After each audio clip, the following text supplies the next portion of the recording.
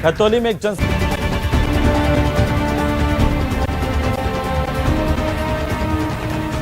नमस्कार, 20 मिनट 20 खबर में आपका बहुत बहुत स्वागत है। आप सबके साथ मैं हूं प्रियंका राय। अगले 20 मिनट में आपको हम 20 अहम खबरों से रूबरू कराने वाले हैं। तो चलिए शुरू करते हैं 20 मिनट में 20 खबरों का सिलसिला।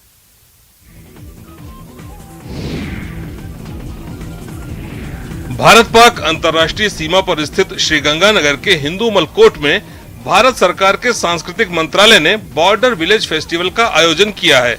इसमें देश भर से आए दर्जनों कलाकारों के द्वारा रंग बिरंगे सांस्कृतिक कार्यक्रमों की प्रस्तुतियां दी गयी।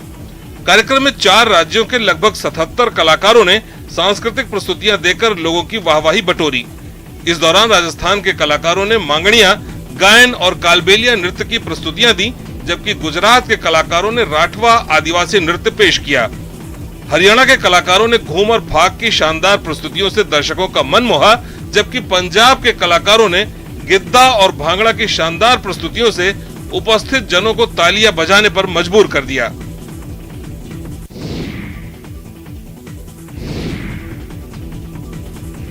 काशी विश्वनाथ धाम में शादी का मंडप बनकर तैयार हो चुका है, जो कि मंदिर के चौक के पास ही स्थित है। इस मंडप में अब शहनाई गूंजेगी। काशी विश्वनाथ धाम में शादी करने के लिए पहले एजेंसी की मदद से बुकिंग करानी होगी, जिसके बाद उपलब्ध जगह के अनुसार मंदिर प्रशासन अनुमति प्रदान करेगा। बुकिंग के लिए कुछ नियम तथा फीस तय की जाएगी, जिसके बाद बाबा के दरबार से लोग अपने नए जीवन की शुरुआत कर पाएंगे। आपको बता दें कि इससे पहले काशी विश्वनाथ धाम में धार्मिक और सांस्कृतिक कार्यक्रम किए जाते थे, जिसके लिए करीब 65 से 75 हजार तक रुपए देने होते थे। हालांकि शादी की बुकिंग के लिए कितनी राशि देनी होगी, इसको लेकर मंदिर प्रशासन ने कोई फैसला नहीं किया है, लेकिन जल्द ही इसे लेकर कोई फैसला आ सकता है। शादी विवाह भी एक धार्मिक और सांस्कृतिक कार्यक्रम है, तो ऐसा भी कोई मना ही नहीं है। आगे फ्यूचर में इसको हम लोग एक एजेंसी के माध्यम से प्लान कर रहे हैं कि जैसे जैसे एजेंसी आएगी वो अपना इसको बढ़ाएगी। लोगों को अधिक से अधिक सुविधा देना हम लोगों का उद्देश्य, और उसी उद्देश्य से हम लोग चल रहे हैं।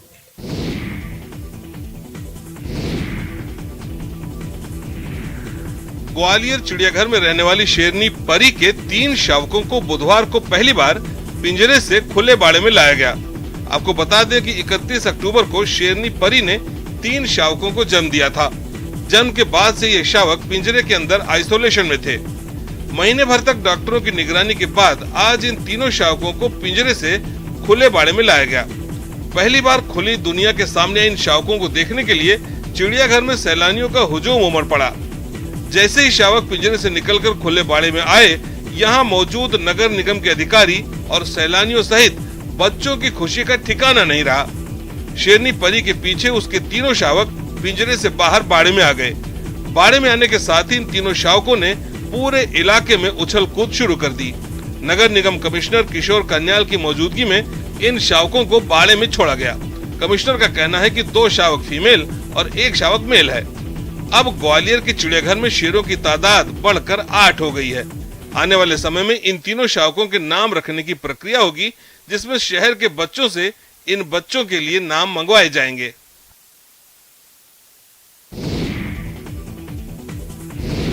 बांधवगढ़ में फिर एक तेंदुए की मौत हुई है। पिछले 10 दिनों में बांधवगढ़ में ये चौथा तेंदुआ है जो आकस्मिक मौत का शिकार हुआ। इसके पहले 20 नवंबर को एक साथ 2 तेंदुआ शावक मौत के शिकार हुए थे। उसके बाद 26 नवंबर को एक वयस्क मादा तेंदुआ की मौत की खबर आई और एक बार फिर से एक तेंदुआ की मौत से पार्क प्रबंधन में हड़कंप मचा हुआ है।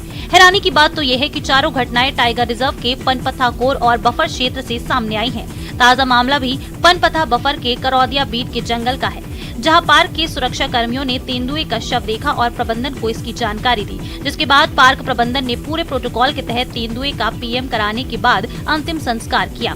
मृत मिले नर तेंदुआ की उम्र तकरीबन 1 साल है और प्राथमिक जांच में मृत तेंदुए के आसपास बाघ के पगमार्क मिलने से प्रबंधन को आशंका है कि तेंदुए की मौत बाघ से संघर्ष में हुई होगी।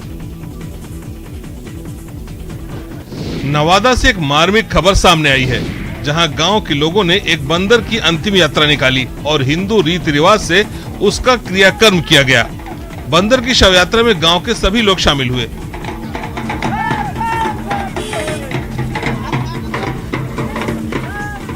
इस दौरान ग्रामीणों ने वो सारे रिवाज निभाए जो एक इंसान की अंतिम विदाई में किए जाते हैं।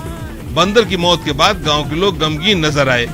मामला कवाकोल थाना क्षेत्र के फुलडी गांव का है, जहां हनुमान के रूप में पहचाने जाने वाले एक लंगूर की मौत के बाद ग्रामीणों ने उसके शव का धूमधाम से ढोल बाजे के साथ अंतिम संस्कार किया। ग्रामीणों ने बताया कि गांव में ही ताड़ के पेड़ से हनुमान गिर गया था, जिसके बाद उसकी मौत हो गई। गांव में इस तरह का अंतिम संस्कार पहली बार किया गया है। आसपास के इलाकों में बंदर के अंतिम संस्कार की काफी चर्चा है।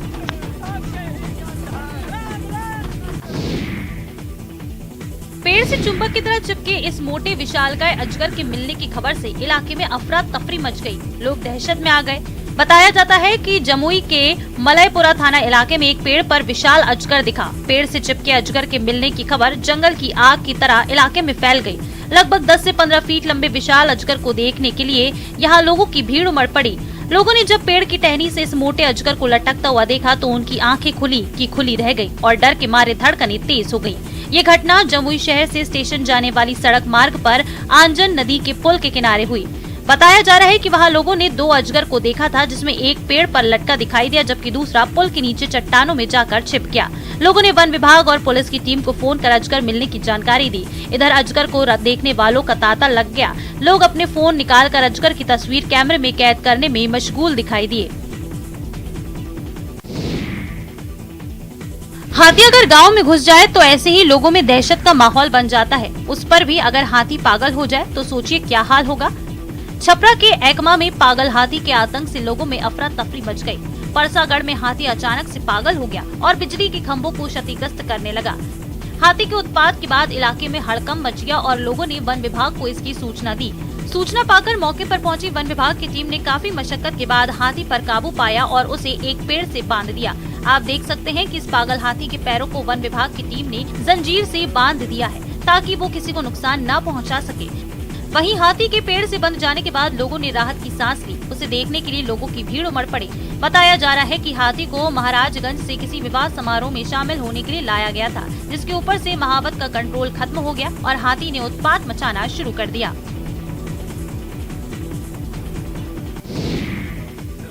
रायबरेली की बेटी सबा बुतुल ने अंतर्राष्ट्रीय ताइक्वांडो में ब्रॉन्ज मेडल हासिल कर इतिहास रच दिया है।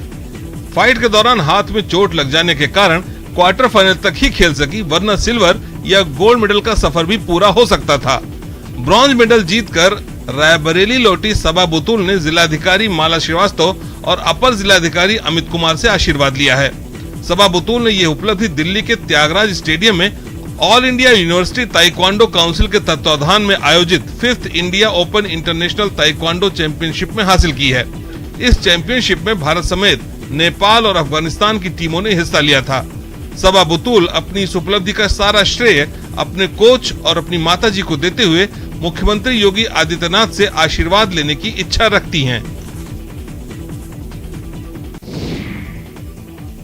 काशी तमिल संगमम के बीच काशी हिंदू विश्वविद्यालय और हैदराबाद के वैज्ञानिकों ने चौंकाने वाला दावा किया है। रिसर्च के बाद वैज्ञानिकों ने बनारस और तमिलनाडु के पूर्वजों के डीएनए को एक समान बताया है। बनारस के 100 और तमिलनाडु के 200 लोगों के जीनोम पर रिसर्च के बाद ये परिणाम सामने आया है। ये रिसर्च उत्तर और दक्षिण भारत के मजबूत संबंधों पर वैज्ञानिक मुहर लगाता है। वैज्ञानिक प्रोफेसर ज्ञानेश्वर चौबे ने बताया कि काशी और तमिलियन लोगों के पूर्वज एक ही थे और वो 4 अलग अलग मानव जातियों से जुड़े थे। इसमें सबसे बड़ा हिस्सा सिंधु घाटी की सभ्यता से जुड़ा था। इसके बाद गंगा घाटी, अंडमान और ईरान से जुड़ा था, जो कहीं न कहीं इस बात पर मुहर लगाता है कि दोनों ही राज्यों के पूर्वज एक ही थे। जीनोम के 4 हिस्से होते हैं। वर्तमान समय में काशी और तमिलियन लोगों के बीच में एकरूपता न होने की वजह है जीनोम के वो कंपोनेंट्स जो काशी और तमिलियन दोनों में पाए तो जाते हैं, लेकिन उनकी मात्रा कहीं कम तो कहीं ज्यादा है। साल 2006 से देश के अलग अलग जगहों के 75 वैज्ञानिक इस शोध में जुटे हुए थे। इसके अलावा कई सारे रिसर्च स्कॉलर भी इसमें शामिल हुए। इस रिसर्च में मुख्य रूप से बीएचयू के साथ सीसीएमबी हैदराबाद के वैज्ञानिकों की अहम भूमिका रही है। महान वैज्ञानिक सर जगदीश चंद्र बोस पर बीट ऑफ लाइफ एंटरटेनमेंट ने वॉइस डॉक्यूमेंट्री फिल्म रिलीज की है, जिसमें महान वैज्ञानिक की जीवन से जुड़ी बातें और घटनाएं दर्शाई गई हैं। बता दें कि पेड़ पौधों में जान है, वो भी भोजन करते हैं, उनमें भी संवेदनाएं होती हैं। ये खोज सर जगदीश चंद्र बोस ने ही की थी। सर जेसी बोस के जीवन पर बनी इस फिल्म में उनके जन्म से लेकर आखिरी समय तक उनका जीवन कैसा रहा और उनका गिरिडीह से क्या जुड़ाव था, इन सभी बातों से अवगत कराया गया है। आपको बता दें कि जगदीश चंद्र बोस ने अपने जीवन के आखिरी 7 साल गिरिडीह में गुजारे थे। गिरिडीह के लोगों का कहना है कि यहाँ वो कुछ रिसर्च भी किया करते थे। गिरिडीह स्थित सर जेसी बोस के आवास कौब विज्ञान भवन के नाम से जाना जाता है। यहाँ हर साल उनकी जयंती और पुण्यतिथि मनाई जाती है। इस आवास में जगदीश चंद्र बोस के जीवन से जुड़ी चीजें हैं, उनके खोज, शोध कार्य और यंत्र और कुछ मशीनें भी यहाँ पर रखी हुई है।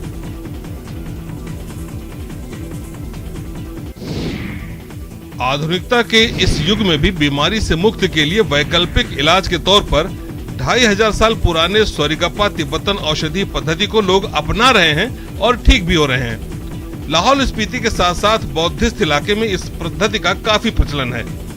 हिमालय के विभिन्न इलाकों से दुर्गम जड़ी बूटियों की पहचान कर हजारों साल पुरानी विधि से हाथों से तैयार की जाती हैं ये औषधियाँ। स्थानीय लोगों में इस पद्धति के प्रति गहरी आस्था है। इस परंपरा को आगे बढ़ा रहे छेवांग नमग्याल वैद्य ने बताया कि उनका क्लिनिक आयुष मंत्रालय भारत सरकार से पंजीकृत भी है। उन्होंने बताया कि बहुत सारे लोग इस पद्धति को अपना रहे हैं, लेकिन अब कच्चे माल की कमी की वजह से दिक्कतों का सामना करना पड़ रहा है। इस पद्धति के तहत सभी प्रकार की दवाइयां जड़ी बूटियों से तैयार की जाती हैं और इसके इस्तेमाल से कोई भी विपरीत प्रभाव नहीं पड़ता। आपको बता दें कि घाटी में इस समय इस पद्धति के कुछ ही वैद्य हैं जो इस पद्धति को जिंदा रख पाए हैं, लेकिन सरकार की बेरुखी और आधुनिकता की अंधी दौड़ में इस पद्धति को गहरा धक्का लगा है और आज ये इतिहास के पन्नों में दफन होने की कगार पर पहुंच गई है।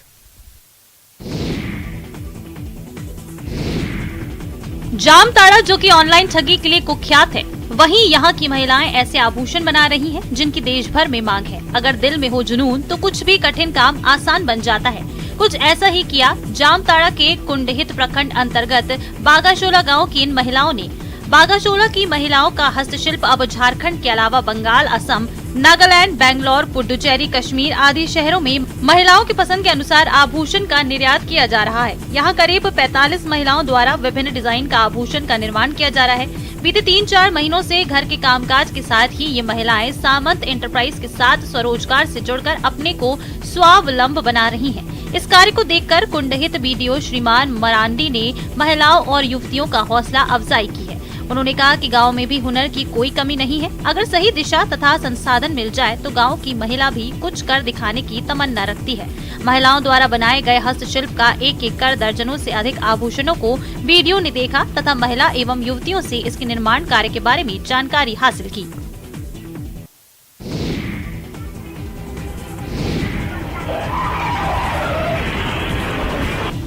राजस्थान में मौत की स्पीड से भागती कारें लोगों की जान की दुश्मन बन रही हैं। लगातार शहरी इलाकों में ओवर स्पीड कारों से हो रहे एक्सीडेंट की खबरें सामने आ रही हैं। राजसमंद से भी एक ऐसा ही वीडियो सामने आया है। यहाँ करीब 120 की स्पीड से दौड़ रही कार ने सड़क किनारे खड़ी दूसरी कार को जोरदार टक्कर मारी है। गनीमत ये रही कि टक्कर लगने वाली कार में बैठी मासूम की जान बाल बाल बच गई। ये घटना 20 दिन पहले की है, लेकिन इसका सीसीटीवी अब सामने आया है। ये घटना राजसमंद के खमनौर थाना क्षेत्र के खेड़ा की भागल की है।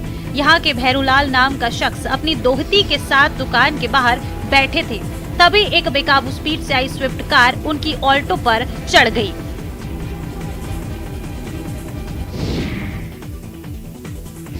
राजस्थान का कश्मीर कहलाने वाले माउंट आबू में तापमान माइनस में पहुंचना शुरू हो चुका है। तापमान माइनस में होने से मैदानी इलाकों और गाड़ियों के ऊपर बर्फ जमी हुई देखने को मिल रही है। माउंट आबू में कुमारवाड़ा, Guru Shikhar, polo ground, sunset point, नक्की झील, ट्रैवल टंकेस बर्फ की चादर देखने को मिल रही है और पर्यटक इस सीजन की पहली बर्फ से खुश भी नजर होते हुए मौसम का आनंद ले रहे हैं। माउंट आबू में बुधवार देर रात तापमान -1 डिग्री पहुंचने के साथ ही मैदानी और कुमारवाड़ा, गुरु शिखर गाड़ियों की पार्किंग की गाड़ियों पर की छतों पर बर्फ जमी हुई देखने को मिली।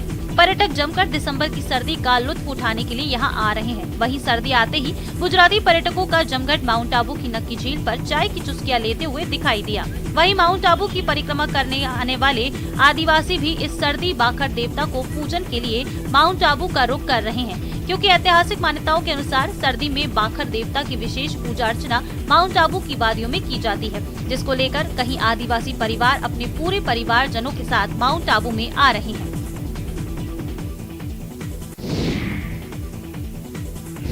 पहाड़ों में लगातार ठंड बढ़ती ही जा रही है। नदी नाले जमने की कगार पर हैं। बद्रीनाथ धाम के निकट बहने वाली ऋषिगंगा भी कड़ाके की ठंड के बीच जमती जा रही है। यहाँ झरने से बहने वाले पानी की बूंदें पाले के रूप में जम चुकी हैं। बद्रीनाथ धाम में सुबह शाम के तापमान में गिरावट दर्ज की जा रही है। हालांकि दोपहर में धूप खिलने के बाद थोड़ी राहत जरूर मिल रही है, लेकिन सुबह और शाम कड़ाके की ठंड पड़ रही है। यहाँ तापमान माइनस से भी नीचे पहुँच रहा है, जिससे पानी भी जम जा रहा है। बद्रीनाथ धाम की सुरक्षा में तैनात उत्तराखंड पुलिस के जवानों का कहना है कि अगर रात को पानी के नल गलती से बंद कर दिए जाएं, तो सुबह उन पर बर्फ का आकार दिखाई देता है, यानी कि पानी पूरे तरीके से जमकर बंद ही हो जाता है। बद्रीनाथ धाम में पड़ने वाले झरने भी अब जम रहे हैं। बद्रीनाथ धाम ही नहीं बल्कि नीति घाटी में भी इन दिनों कड़ाके की ठंड पड़ रही है। आने वाले दिनों में पहाड़ों की ठंड और बढ़ने की संभावना है। पानी से लबालब यह है नैनीताल की सूखा ताल झील। कभी इस झील में कश्तियां चला करती थीं, लेकिन आज ये बदरंग है। नैनीताल के लिए जीवन रेखा का काम करती ये झील आज खुद परेशानी में है। चारों तरफ अतिक्रमण है। सौंदर्यीकरण के नाम पर झील में प्रशासन ने कंक्रीट का जंगल खड़ा कर दिया है। 5 से 7 महीनों तक पानी से लबालब रहने वाली ये झील गर्मी में नैनी झील को 40 से 50% पानी की आपूर्ति करती है। दरअसल नैनीताल की इस झील का बड़ा उपयोग है और नैनी झील के पानी संकट को दूर रखने में भी इसकी अहमियत रही है। हालांकि अंग्रेजी दौर में भी इस वेटलैंड का रखरखाव बेहतर रहा, लेकिन आज उस पर संकट दिख रहा है। मिलावटी खाद्य पदार्थों के चलते अक्सर कई बीमारियां फैलने का अंदेशा बना रहता है, लेकिन क्या आप जानते हैं कि खाद्य पदार्थों की शुद्धता की जांच के लिए आपके घर में भी एक लैब उपलब्ध है और एक सामान्य प्रक्रिया अपनाकर आप खाद्य पदार्थों के नमूने लेकर उनकी शुद्धता की जांच कर सकते हैं। कोटा केंद्रीय प्रयोगशाला में तैनात खाद्य विशेषज्ञ प्रियंका सोनी ने बताया कि हल्दी की जांच के लिए हल्दी पाउडर को पानी में घोलकर उसमें कुछ बूंदे हाइड्रोक्लोरिक एसिड की डालें। यदि हाइड्रोक्लोरिक एसिड की 4 बूंदे डालने पर हल्दी का रंग लाल हो जाता है तो समझ लीजिए कि इसमें मिलावट है। ऐसे ही यदि आप अपने घर पर आने वाली मिठाई और मावे की टेस्टिंग करना चाहते हैं तो आपको मावे में टिंचर आयोडीन की कुछ बूंदे डालनी होंगी। आयोडीन की बूंद डालने के बाद यदि मावे और मिठाई का कलर चेंज होता है या गहरा नीला कलर हो जाता है तो समझ लीजिए कि आपके मावे में मिलावट है। मधुबनी में लगभग 3 दशक पहले तक मरुआ और तीसी जैसी पौष्टिक और परंपरागत अनाजों की अच्छी खासी खेती होती थी, लेकिन बीते कुछ सालों में इन पारंपरिक फसलों की खेती काफी सिमट गई है। अब नौबत यह है कि तीसी और मरुआ की खेती के लिए अच्छी क्वालिटी के बीज उपलब्ध होना भी मुश्किल हो गया है। ऐसे में मधुबनी में संचालित घोघरडीहा प्रखंड स्वराज विकास संघ नाम की एक संस्था ने तीसी और मरुआ जैसी फसल को विलुप्त होने से बचाने के लिए जैविक बीज बैंक तैयार किया है। जैविक खेती को बढ़ावा देने के लिए की गई शुरुआत में किसानों को निशुल्क बीज दिया जाएगा। इस बीज बैंक से किसानों को काफी फायदा होगा। इससे न केवल उपज अच्छी होगी बल्कि लोग हेल्दी अनाज का सेवन भी कर पाएंगे। लोगों को अब इस निजी संस्था की पहल से उम्मीद बनी है। खास बात यह है कि इस बीज बैंक में केवल महिलाएं काम करती हैं। इतना ही नहीं, महिला किसानों को जैविक बीज का इस्तेमाल करने के लिए जानकारी भी दी जाती है। फिंगर पेंटिंग आर्टिस्ट के बारे में आपने कई बार देखा और सुना होगा, लेकिन जबलपुर के रहने वाले सिंटू मौर्य के हुनर को देखकर आप भी दांतों तले उंगलियां दबाने को मजबूर हो जाएंगे। जबलपुर के रांची इलाके में रहने वाले सिंटू मौर्य खाने पीने की सामग्री से इतनी सुंदर और आकर्षक पेंटिंग बना लेते हैं कि उनकी पेंटिंग से नजर हटा पाना किसी के लिए भी मुमकिन नहीं होगा। अपने इस अनूठे हुनर के चलते सिंटू जहां अपने दोस्तों में एक अलग पहचान रखते हैं, तो कॉलेज के साथी भी उनकी इस काबिलियत के कायल हैं। हाल ही में सिंटू ने प्रधानमंत्री नरेंद्र मोदी की एक तस्वीर चाय पत्ती की सहायता से बनाई थी, जिसे सोशल मीडिया पर लाखों लोगों ने देखा और सराहा। देश और दुनिया की जानी मानी भागवत कथा वाचक जया किशोरी की पेंटिंग बनाकर जब सिंटू ने उन्हें भेंट किया तो वो भी अपनी पेंटिंग को अपलक निहारती रही। वहीं जया किशोरी ने भी सिंटू द्वारा बनाई गई पेंटिंग को ट्वीट किया है। मंडी जिला के नसलो गांव के करीब 3 महीने की दूध मुही बच्ची राव्या सांस न आने की गंभीर बीमारी से पीड़ित है। उसका पीजीआई चंडीगढ़ में इलाज होने के बाद अभी 6 महीने और इलाज होना है। बच्ची के माता पिता गरीब हैं और उन्हें अब अपनी नन्ही बच्ची के इलाज के लिए दानी सज्जनों से मदद की दरकार है। परिवार ने जैसे तैसे तंगी काट कर गहने जेवर और जमीन बेचकर बच्ची के इलाज में पूरा जोर लगा दिया है, लेकिन अब उन्हें इलाज के लिए और रुपयों की जरूरत है, जिसके लिए पीड़ित परिवार ने दानी सज्जनों से उनकी मदद करने की गुहार लगाई है। बच्ची के पिता ने बताया कि वो दिहाड़ी मजदूरी का काम करते हैं, लेकिन उससे भी उनकी बच्ची के इलाज का खर्च और घर चलाना दूभर हो गया है। मैंने बोला कि सीजन करवा दो, लेकिन उन्हें सीजन नहीं करवाया और ज़बरदस्ती निकाल के कर दिया। इसको फर्स्ट टाइम डिलीवरी कर दी मेरी, और तब से लेकर अब तक मैं और मेरे बच्ची और मेरे हस्बैंड हम सभी भुगत रहे हैं। हमारे मतलब सब कुछ घर में जो सब कुछ तो हमने बेच दिया और अब तो हमारे पास कुछ बचा भी नहीं है। तो मैं आप सभी से मतलब हेल्प मांग रही हूँ अपनी बच्ची के लिए। और चलिए रुक कर लेते हैं इस बीच आ रही एक और बड़ी खबर का। करौली से